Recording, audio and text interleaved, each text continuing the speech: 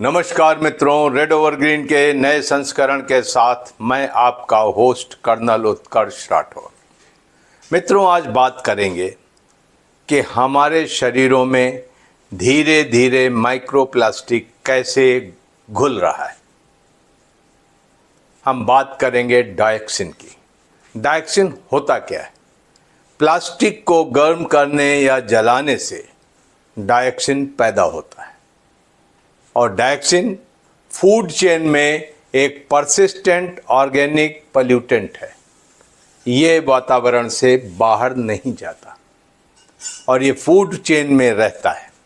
मिसाल के तौर पर एक छोटी मछली जिसमें कुछ मात्रा में डायक्सिन है, उसे एक बड़ी मछली खाती है तो वो डायक्सिन इस बड़ी मछली के शरीर में एकत्रित हो जाता है और उस बड़ी मछली को एक और बड़ी मछली खाती है तो ये डायक्सिन उसके शरीर में ट्रांसफ़र हो जाता है और कुछ दिनों के बाद वो बड़ी मछली आप खाते हैं तो उस शरीर में, उस मछली के शरीर में मौजूद डायक्सिन आपके शरीर में डिपॉजिट हो जाता है और इसका हाफ लाइफ पीरियड 7 से 11 साल है।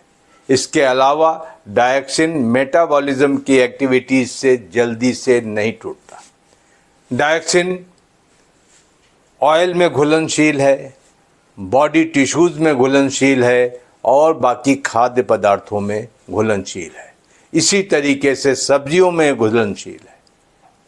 तो डायक्सिन की शुरुआत इस तरीके से होती है। और डायक्सिन के प्रभाव क्या है? डायक्सिन के प्रभाव हैं कैंसर। डायक्सिन डेवलपमेंट डिजीज को भी पैदा करता है जो कि बच्चों और किशोरों में पाई जाती है और इसके अलावा बहुत सारे प्रभाव हैं। डायक्सिन आज हमारे शरीरों में हमारे खाने से आता है, मिट्टी से आता है, सब्जियों से आता है, मीट से आता है और वगैरह वगैरह। और हम सब बाहर से खाना मंगाकर खाने के इतने ज़्यादा अभ्यस्त हो चुके हैं कि हमें पता नहीं चलता कि हम इस खाने में क्या खा रहे हैं।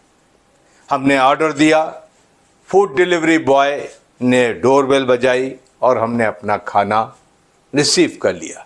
कुछ इस तरीके से खाना हमारे सामने आ जाता है और जब हम इसका प्लास्टिक कवर निकाल कर इसे खाते हैं तो डायक्सिन की शुरुआत, उसके सफ़र की शुरुआत हमारे शरीरों में शुरू हो जाती है। डायक्सिन हमारे शरीरों में कैसे पहुंचता है, ये जानने के लिए हमने आज एक रेस्टोरेंट का विज़िट किया और आपके सामने एक फूड सीलिंग मशीन है जो आपने कन्फेक्शनरी की दुकान में, रेस्टोरेंट्स में और बाकी जगहों पर ज़रूर देखी होगी।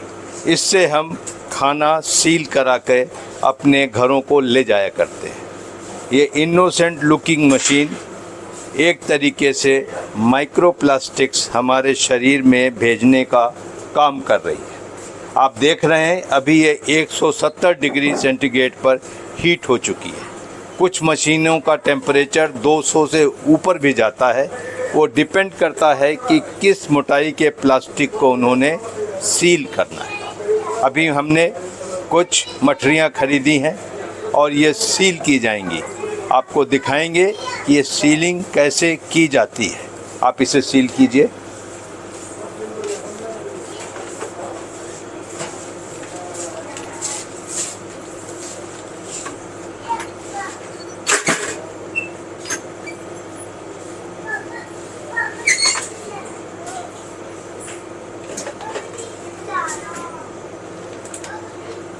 देखिए, ये अभी भी बहुत गर्म है।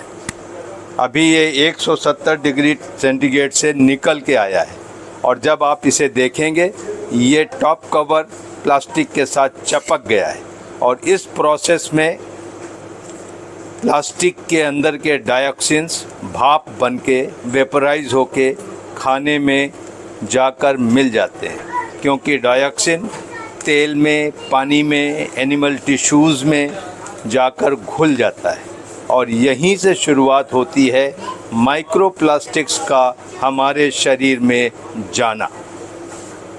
अब ये आपके ऊपर निर्भर है कि आप क्या इसे अपनी डेली डाइट का हिस्सा बनाना चाहते हैं। हम मानते हैं कि ये आज आधुनिक युग में हमारी ज़रूरत बन गई है, लेकिन ज़रूरत इस बात की है कि हम थोड़ा वक्त निकाल कर सोचें कि हम आधुनिकता के युग में सहूलियत के लिए क्या खा रहे हैं।